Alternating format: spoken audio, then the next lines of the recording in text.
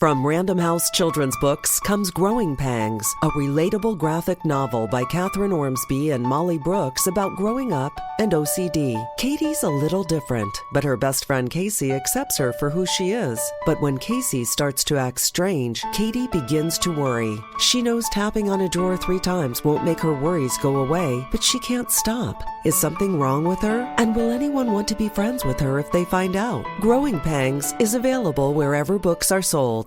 New on Curiosity Stream. Are we close to building machines that are almost human? And can new technology give us superpowers? Find out on Super Sapiens.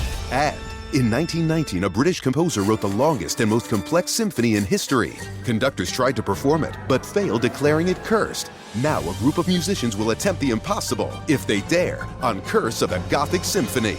Watch now on Curiosity Stream. Annual plans are $20, just $1.67 a month. Visit curiositystream.com. Hey, this is BJ. Thanks for listening to our show's podcast. If you're a fan of all things geeky, you should check out my other podcast, BJ Shea's Geek Nation. We have new episodes every day, and you can check it out at bjgeeknation.com. Your driver's license is important so you can get back and forth to work, get your kids to school, and back and forth to daycare. If your license has been suspended because you can't pay your tickets, you can't do any of those things. Let's talk about Chapter 13 bankruptcy. You may have heard that tickets cannot be discharged, but they can be dealt with in a Chapter 13 case. Why not come in for a free consultation? The chapter you choose will make all the difference to your getting back legally on the road. Let's design a plan to pay off your tickets and restore your license immediately. I'm attorney Travis Gagne. Please contact me today at choosetherightchapter.com. That's choosetherightchapter.com. 99.9 KISW, the Rock of Seattle.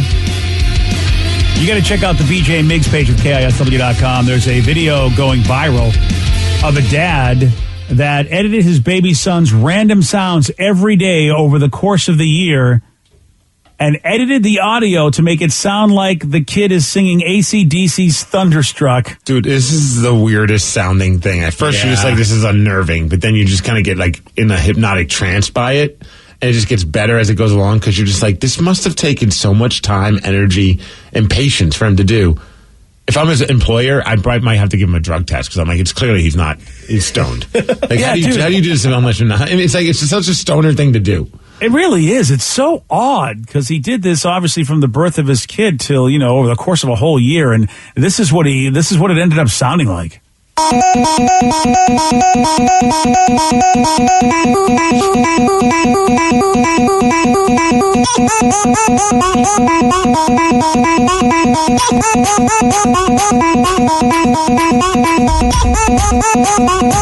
That's him banging on something.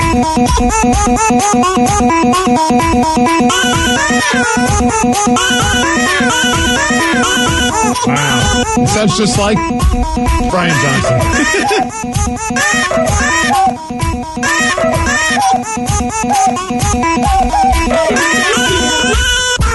Wow.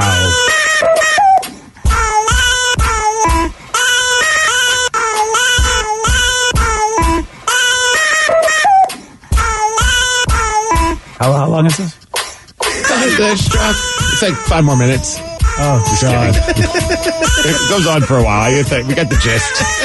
Yeah, I think we're good, Danny. Yeah. I don't know. I like it. It's Turn so it weird. up, baby. It's so weird. It's fun. By the way, I wish I had $20 every time Vicky said, that's cute when a baby comes up. Because every baby that we see is all Vicky's just like, oh, he's so cute. Doesn't matter. The baby could be murdering his whole family. Oh, he's so cute. Oh, what a cute murdering baby. You could retire if you had $20 every time she said that. Yeah. He's so precious. Yeah, there we go. I'd rather watch him than Geno Smith at the end of a Seahawks game. I'll tell you that much. Wow. I'm sorry. Okay, I'm not sure. I got news for you. I don't know. Maybe they can start the baby. Yeah. Wow, that that's a colossal waste of time, and I was not even entertained by that. Not at all. No. You don't like babies, do you? Well, you hate children and animals. Yeah. He hates all things cute and awesome. Oh, that's fair.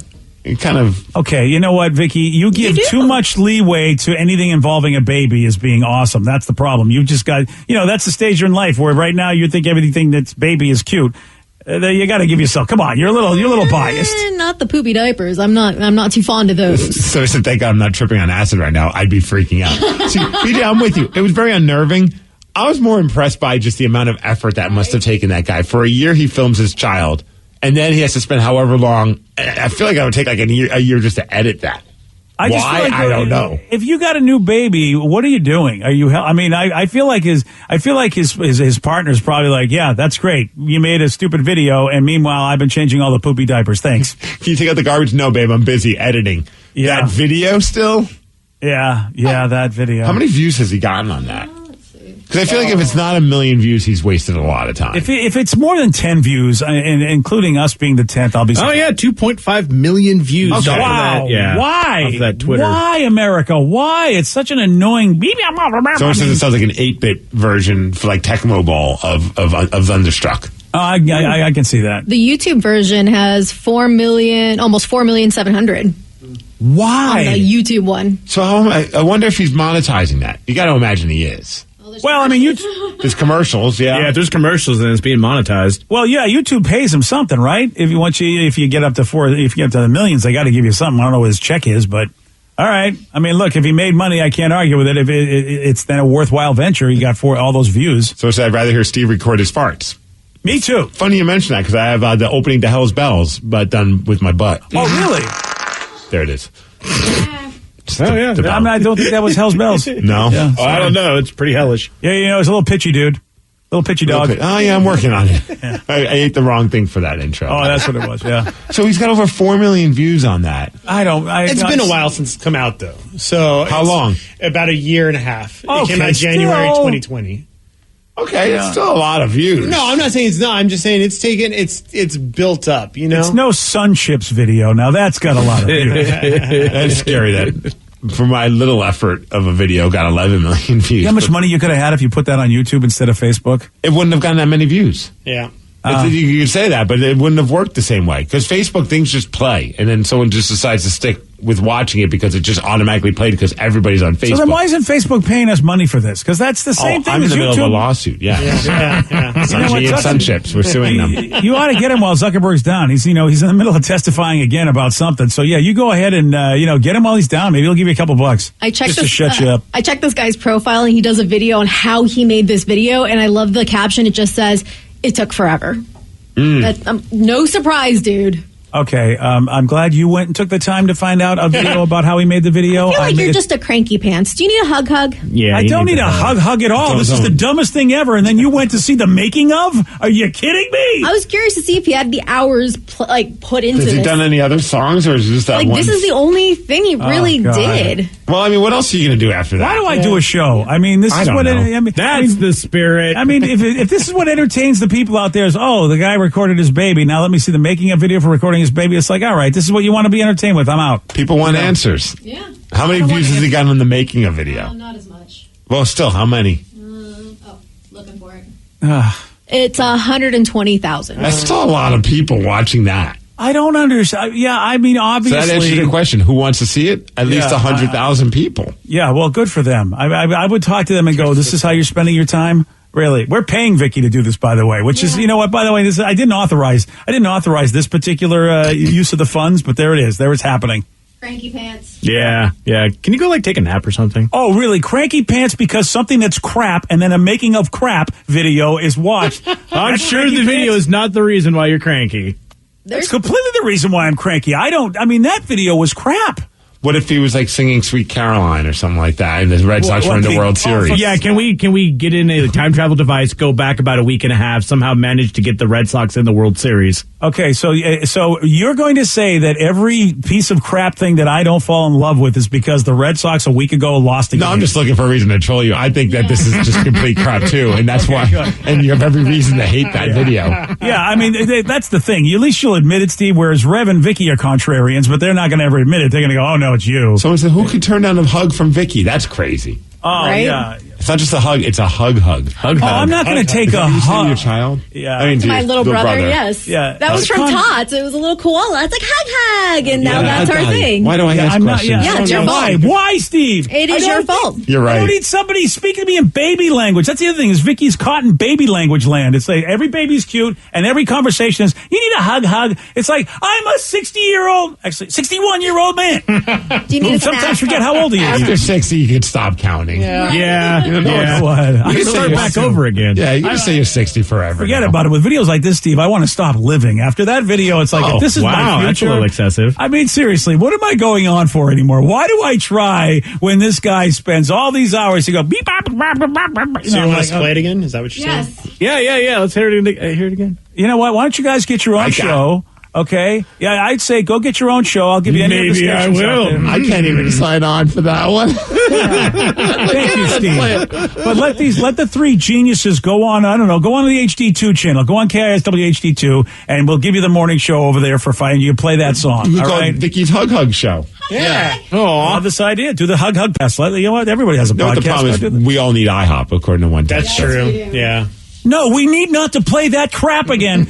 And yes, we do need IHOP. I shouldn't tell you. Yeah. I mean, you Are always you going need to deny IHOP? Yeah, I'm not going to deny IHOP. I would love to be somewhere and some guys at the same bar. We're like, hey, what's going on? We somehow get into a conversation. BJ here, there too, and then we find out that's the guy who made that. I would just love to hear you and him have this conversation about. I would. If again he made money off of it, so it's hard for me to call him a loser. I would love to know how much he made because his effort did produce income. I have no problem with that. Now the idiots that are giving him the money for this or watching this, and I won't mention Vicky's name out loud. I mean, come on, why? And then the making of so it's video. like that baby clearly has no talent. Oh, Yeah, I mean, Dad had to edit it to make it sound like it was singing.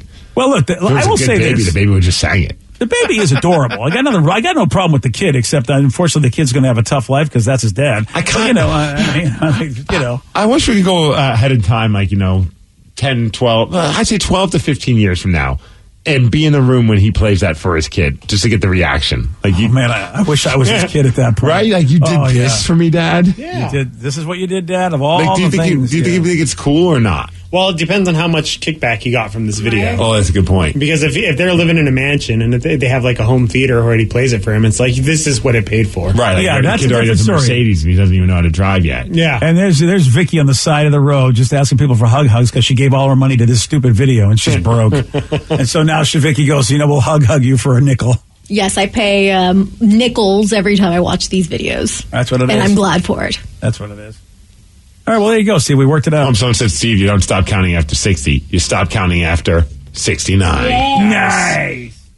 I still laugh at the being at the Kraken game and at the Space Needle Lounge up above in Climate Pledge Arena, and Munson and I marveling at a guy's 69 jersey.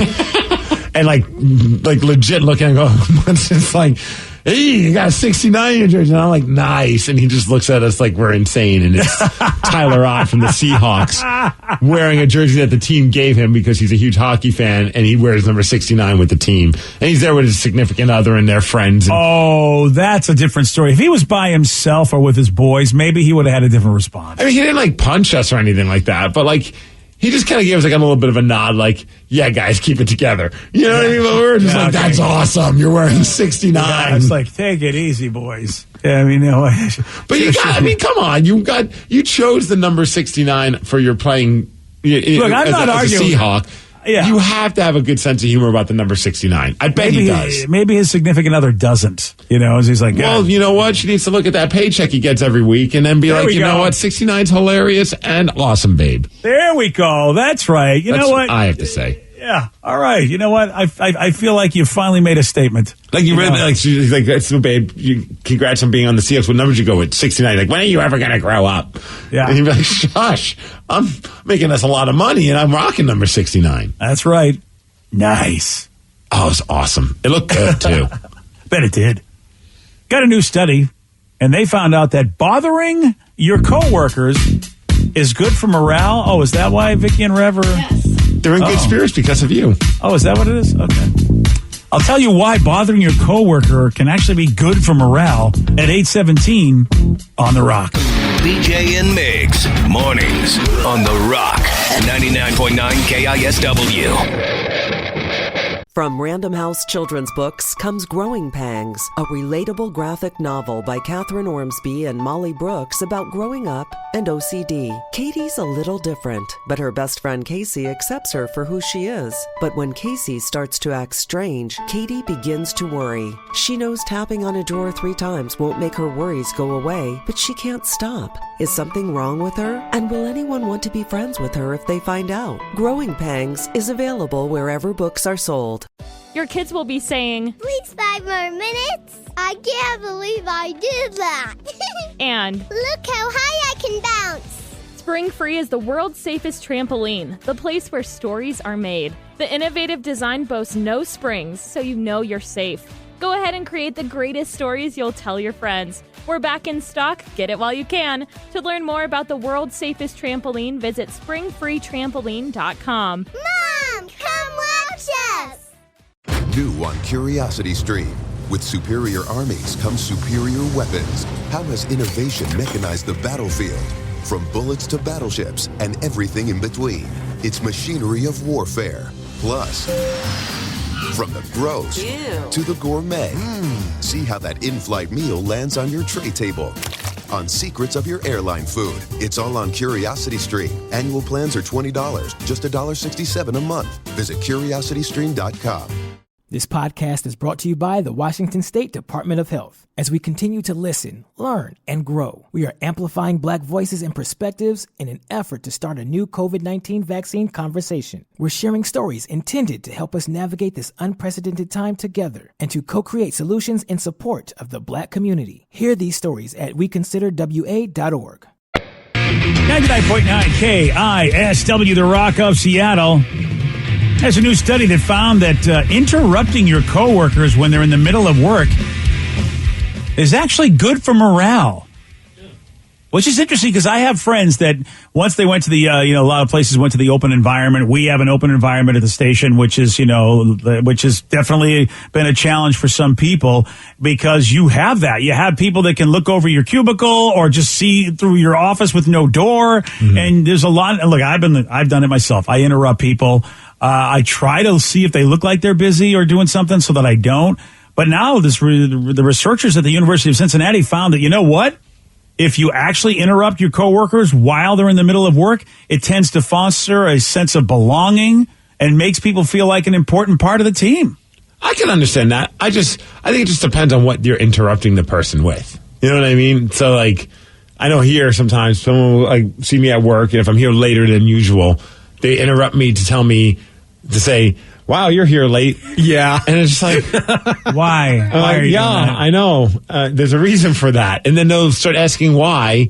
And it's like you have the same conversation with that same person. It's the, "Wow, you are a late person." There's that same person at work every time. And it's like, I would leave a lot earlier if you stop asking me why I'm here late. But you can't do that because that's frowned upon. Yeah. Yeah. And I know they mean well, but it's like, you don't need to have small talk. You could just you see me there, I'm there late. There's a reason. Let's just move along our day. Is it increasing your morale? Because they're saying it's supposed to increase your morale. All right, well, we got to tell this guy. Does it increase the morale if somebody works from home and you just kind of barge in there with you and the cats just to, tell them how much of a nice day you're having? No. Maybe not. No, I don't think that was part of the study. No, they interviewed more than 100 employees every day for 3 weeks, and they asked them about their sense of belonging, which is an interesting question. Okay, you're working at this company. How do you feel about your belonging when it comes to you and this company?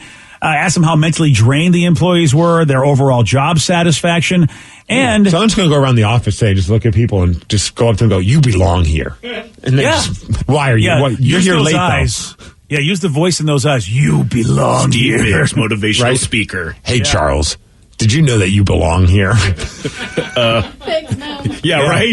Thank you. That would be the weirdest conversation. That would be so weird. I goof about the person said, "Wow, you are a late person." But if they came over and just were like, "Dude, did you see the Kraken game?" I'd be pumped to talk. It's like a little bit of a break, and it's fun to talk about something that's not work related. That part I could see. Get that behind. Person that doesn't understand, they're not a conversationalist. I mean, you're absolutely right, Steve. When you go in and whatever, you got to do. I mean, I bother people, but I bother them in a way. "Hey, how you doing?" Trying to really bring them up, not go, "Wow, you're here late. What the hell's wrong with your life?" You don't want to be here late usually at a job. Who does? So when somebody brings that up to you in your face, "Wow, you're here late. Why?" and you go, oh, okay, let me tell you why the source of my misery is making me stay here. Let me tell you about it as I'm actually living it. That's even better. I mean, so yeah, you're absolutely right. But I love that they talked to everybody, said, okay, your sense of belonging, you're mentally, how drained are you? Then they said, have you been interrupted? Like, what made them think that was the next question to ask all the people that are drained and don't feel like they belong or whatever? And they said they found out that people were more likely to like their job and felt like a valuable member of the team if indeed they'd been interrupted a lot. They didn't necessarily, the people didn't make that connection themselves. They just found the people that were more happy and the people that were more felt like they belonged, they were like, oh yeah, I've been interrupted a lot today. And then the miserable people apparently weren't interrupted as much or at all. Possibly because, if nobody interrupts you and comes up to you, then you just almost feel like you don't even matter. You don't exist in the office. Like you're kind of like, where's my red stapler guy? I just thought of that too. Unbelievable. I was just going to say you're Milton. Yeah. Oh my gosh. Am I starting to think like you? I need to stop. I need a lobotomy. No, that means you're on the right direction. The path. Oh, is that what that means? You're on the path of enlightenment. Now I will say the path. That's awesome. Too many interruptions, they say, did make people less productive though. So you have to know your balance. And that's always been a problem for me. I realize sometimes I go overboard and people go, okay, that's enough interruptions. Why don't you go? Wait, this has been going on for an hour and a half, man. I kind of want to go home. Yeah, go do anything you want.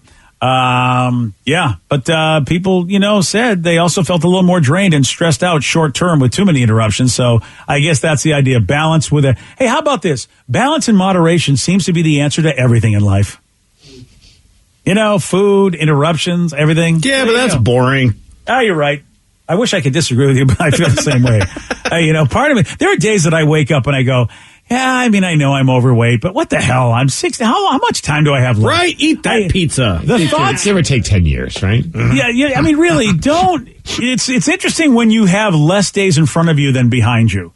Science might change that at some point, BJ. You never know. Oh, really? What, am I going to be a head in a jar? I'm yes. going to be like Fry? Is that what's going to happen? 100%, yes. Yeah, I just still watch your shows, so it's not like it's going to really hurt you. I'm not going to lie to you. That would be pretty awesome. And you instantly lose weight. The best way to lose weight is just to remove yourself from the head, neck down. You're right. I mean, if I would never have to go to the bathroom. I guess when you think about it. I don't think brains have to pee. Yeah, but I still want to taste stuff. That's the thing. Well, you'll still have your taste buds? Yeah. Well, I mean, if I have my head. While you're here late. Yeah. Yeah. It's got to go somewhere, Steve. Hey, a few people have texted in, and I was going to say it for listeners on this, but it's such a cool moment that it'd be fun because we're in such a bummer vibe because of the Seahawks just stinking up the joint yesterday. And, finding another clever and creative way to lose a game when there was a chance at the very end. But a lot of people have been asking if we saw Matt Hasselbeck's halftime speech that he gave when he was inducted into the Ring of Honor. I didn't see the halftime speech. No, I saw him get inducted. I don't think they broadcast it, right? I think they showed a little bit of it. During halftime, I was busy doing Crazy Tatum stuff, like trying to help get her to go to bed. But they showed some of it, and a lot of people complained because they didn't show the whole thing. But the Seahawks put it up on their website, which was cool, and it's up on YouTube awesome. As well, dude. Man, it just makes you. I don't say I'm missing Matt because obviously we have a great quarterback. With Geno Smith as our quarterback, maybe give Matt Hasselbeck another shot to be the quarterback. Bring him back. I'm with you. But man, I just think about so fondly of that era of the Seahawks with Matt Hasselbeck and Sean Alexander, Walter Jones, and all those guys. The speech, man, they should have just played that in the locker room. It got me fired up, and we grabbed a clip of it. So if you want to hear it, we gave everything we had, and you gave everything you had. The 12s, Seattle, the 206, the 253, the 425, the 509. 12s here in America, abroad, Hawaii, Canada, everybody. We did it together. When the New York Giants jumped off sides 11 times in one game, that was you. You did that. When Paul Allen raised that 12 flag for the first time ever at the NFC Championship game, that was the greatest atmosphere of any football game I've ever been a part of. You set the table for what was going to happen that day. Some people might think of this as an individual award. This is not an individual award. Think of those teammates that did it with me. I could have never done it without them. Bobby Ingram, Daryl Jackson, Robbie Tobeck, Chris Gray, Walt Hutch, Locke, Max Strong, Sean Alexander, Lofa Tatupu, Marcus Trufant, Big Play Babs. The list goes on and on and on. It was such an honor to wear number 8, to be your quarterback, to play here. My wife and I, our family, you guys, we love you, your family. Go Hawks! Let's go. Dude, that was awesome. Right? You forget just like the stars we had then. You know, yeah, I forget. You're right, Steve. And he handed it off, by the way, to the new generation. He was there for Beastquake. And he talked about that during the speech as well. Like he went to the whole story about that as well. It would have made the whole clip a lot longer, but it was a pretty cool moment with him talking about Marshawn Lynch and being a part of that play, which was a messed up play in the first place, and Marshawn made it into something special. Yeah. Matt brought us a lot of joy in this town. And I love that he gave love to all those people who also brought a lot of joy in this town. He forgot, and the Texans are not happy. He forgot the 360. He did forget the 360. What the hell, Matt? He hates Bremerton. He always said that. Yeah. Yeah, because what's about time the truth came out, Hasselbeck. Where's the 509? Spokane? Spokane. Yeah, he loves Spokane. Okay, he said Spokane greater than Bremerton. Yeah, he forgot the 360. Well, a lot of people forget the 360. I can't really blame him. I'm done. I'm burning my Hasselbeck jersey. Oh, sorry. It's just, you know what? He gave it to me. I still have it. Dude, that was one of my favorite. Yeah, I know. That's a good point. That was my first ever Seahawks jersey that I purchased myself, and I remember being so pumped about it. And I was going to a buddy's house, and I had the jersey on, and it was a home game, but I didn't have tickets to the game, and I was wearing it was a white Matt Hasselbeck road jersey, and I bought some beer, and I brought it up to the guy. It was like a gas station convenience store, and he looked at me because I'm bald, so of course all bald guys look alike, and he's just like looks at the jersey, looks at me, he goes, Matt Hasselbeck? What? And I'm like, this guy thinks I'm Matt Hasselbeck, heading to the Hawks game, wearing my own jersey, the road one, and with a 12-pack of Coors Light. Yeah. Yeah, well, sure, that vibes. So my response, yes. Sounds like what a responsible football player does. Good luck today. Yeah. Thanks. Oh, that is so great. It was one of my favorite moments ever. You made that guy's day. He probably told you'll never guess who came to the store today, honey. And he was wearing his jersey. Otherwise, I wouldn't have recognized him. Yeah, I wouldn't have known who it was. Yeah, because when we play a home game, I don't wear the home jersey to go there. That'd be stupid. But I wear the road jersey, a replica, of course, not even the sewn on one. It was a screen printed one. Yeah, you're just going on a beer run. You don't want to sully it, right? You need to wear a Schmedium T-shirt and go do donuts in the parking lot of his store, and then he'll come out and he'll go, Vin Diesel? Yeah. Yeah, that's all. And then, it's just everybody who's bald, just go and dress like them and be like them. And that guy will be like, this is amazing, all the bald stars that come to my store. I just totally asked you guys. I was feeling kind of tired, not wanting to go to work today, but after listening to that, I'm all hyped up, and I feel like charging through the door and tackling the first person I see. Thanks from Wendy in Auburn. Wendy, do that. You tackled Chuck in accounting. Yeah. Wow. Okay. Do it for Matt Hasselbeck. Oh, is that what she? Okay, damn straight. I'm sure HR won't have a problem with that. They'll understand not if it's for Matt Hasselbeck. Dude, how about though when he brought up the Paul Allen part? It instantly, BJ, we went to that game, that NFC Championship game that ended up, leading to their first ever Super Bowl appearance, and I'll never forget that video montage that they played before they raised the 12th man flag with Paul Allen, and it was all about how he saved the franchise. And as they shared that part, the whole story of him saving the team from being moved and how the moving trucks were ready to go, and he swooped in and saved the franchise. That's when I feel like that was like the 12th man really started. Like that was the place was deafening loud, and it was so awesome. That was the game also you rolled your ankle. So not only did Matt Hasselbeck, thanks for bringing that up. Geez, wow. Well, you find the highlights of people's lives. When really BJ ended up on the IR. Well, no, he toughed it out, and we went to that game. He played hurt. I was smart. I never took my shoe off because that way it wouldn't get because they would have swolled up. Oh yeah, so you could put it back on. Yeah, me and my ankles. Oh, just a wonderful time with those. Just walking down the street and rolling my ankle. Yep. It was an awesome game. It was a great game, and it was our first year together. Yes, it was. I mean, we were just on started at the Rock, and then they went to the playoffs. Yeah, how crazy was it? Yeah, and it was the first, because even though we knew Steve was going to be on the show, I hadn't worked with him until, we started on The Rock. And it was like, what a year. I mean, we get to go on The Rock. The Hawks are in the playoffs and doing really, really well. And yeah, it was a magical year. And we were giving away tickets to playoff games. Everything was going great until that was 15. One listener stapled tickets to their testicles, and we'd had that happen. Done with you guys. I know, right? Yeah, Gosh. boy, those were some interesting times, and luckily we're still here. I mean, had that been a year or two later, we probably wouldn't have been here. 15 years ago. Yeah. How crazy is that? So this is this is our 15th anniversary doing a morning show on KISW. Now that you bring that up, well, that's crazy. That's 15 years ago that was the Seahawk team. It's still, I mean, I know we've obviously had Russ and the team that we have now forever, but like it just still doesn't feel that long ago that Matt Hasselbeck was running the plays and that team was doing what they were doing. Yeah, it is. It's been a magical 15 years, really. It really, really has. I mean, we've known winning for a majority of these 15 years than we haven't. And when Texas said I was at both of those games you mentioned, I was at that Giants game too. That was just bonkers. Yeah. Oh yeah. Yesterday, Steve, he did get this one wrong. What is the diameter of a basketball hoop in inches? 11? No. 12? No. 10? No. 13? No. Damn it. 69. No, not 69. Oh, it's 1.5 Rev taught us. 18 inches, that's what it is. I'm going to try to keep that in my brain because that question will come up someday. You want a shot at beating Steve? You got it. 206-421-ROCK. We're playing Beat Miggs at 8:50 on The Rock. Today's podcast was brought to you by Travis Gagne, bankruptcy attorney. Here's another question from a listener. How long is a bankruptcy going to affect my credit rating? Of course, most of the time, by the time we're talking about filing a bankruptcy, the credit has already taken a huge hit. Chapter 7 is going to affect it more negatively than Chapter 13. Chapter 7 stays on your credit report for 10 years from the time you file. It usually takes 7 or 8 years for your credit scores to get back into the normal range in a Chapter 7 case.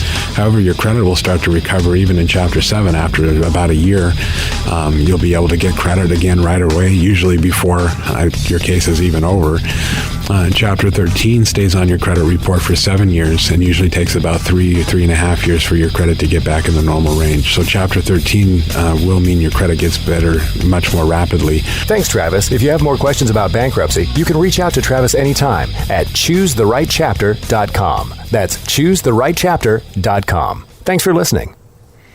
From Random House Children's Books comes Growing Pangs, a relatable graphic novel by Catherine Ormsby and Molly Brooks about growing up and OCD. Katie's a little different, but her best friend Casey accepts her for who she is. But when Casey starts to act strange, Katie begins to worry. She knows tapping on a drawer 3 times won't make her worries go away, but she can't stop. Is something wrong with her? And will anyone want to be friends with her if they find out? Growing Pangs is available wherever books are sold. This podcast is brought to you by the Washington State Department of Health. As we continue to listen, learn, and grow, we are amplifying Black voices and perspectives in an effort to start a new COVID-19 vaccine conversation. We're sharing stories intended to help us navigate this unprecedented time together and to co-create solutions in support of the Black community. Hear these stories at weconsiderwa.org. Want to create a lifetime of memories this spring? Do you remember the joy of jumping as a child? If only there was a way your own kids could experience that same joy safely. Spring Free Trampoline has been engineered to eliminate 90% of product-related injuries. The Spring Free design boasts no springs and a flexible enclosure and proudly offers a 10-year warranty. That's peace of mind. Lock in your ultimate backyard safe space before summer arrives. Visit springfreetrampoline.com.